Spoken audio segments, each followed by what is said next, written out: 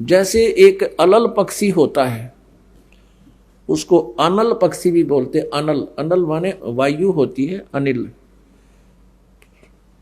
और वायु में विचरने वाला वो पक्षी होता है।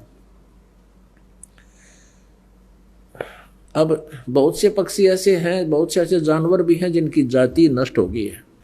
सदग्रंथों में एक ऐसे पक्षी का विवरण आता है कि वो अलल पक्ष कहलाता था, अलल पंखी पक्षी। वो वायु में रहता, ऊपर, बहुत ऊपर के स्थान पर है,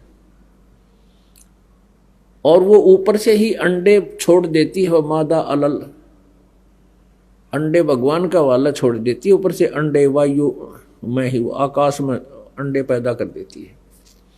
और वो कहाँ करती है? जहां केले के वन होते थे, वन, ऐसे केले फंसे रहते थे एक दूसरे में, तो वो उस स्थान का उनको आइडिया होता था, उसी के आसपास वो घूमते रहते थे।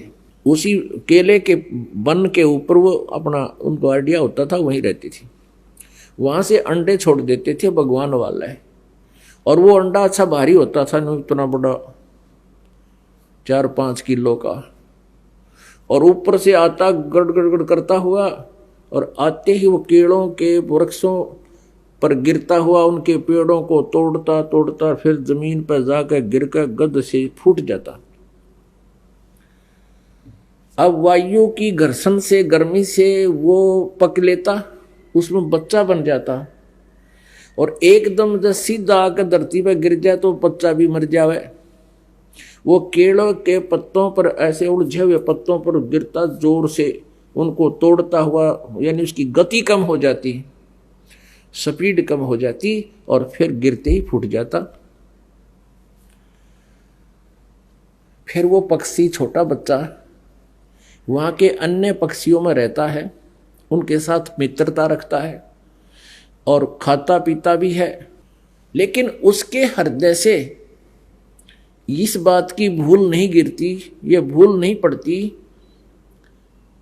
कि मेरा ये ठिकाना नहीं है। उसको हरदम याद रहता है कि ये मेरा स्थान नहीं है, ये मेरा परिवार नहीं है, मेरा परिवार ऊपर है। परमात्मा की दी हुई इसमें एक ऐसा गुण होता है, तो वो पल पल उस माता पिता के लोक में जाने का वो प्रयत्न करता है, उड़ना सीखता है। जब वो खूब उड़ना सीख लेता है तो उसका वहां के मित्रों में कोई मेल नहीं रहता, वहां के पक्षियों में उसका कोई लिंक नहीं रहता, लेकिन जब तक रहता तब तक उनसे खूब प्यार से रहता है। तो चलते समय वो क्या करता है, जब खूब उड़कर देख लेता ऊपर तक, तो इतना भारी पक्षी बताया है कि चलते समय वो 5 हाथियों को उठा ले जाता था अपने पंजों में फंसा के। अपनी आत्मा देख, हमने इस बात पे नहीं जाना है कि ऐसा कैसे था और कैसे था, ये तो हमारी जो सोच है वह जीव वाली है, और हमने सिर्फ ज्ञान से लिंक रखना है। कहने का भाव ये है कि हम यहां आकर गिर गए, ये हमारा लोक नहीं है।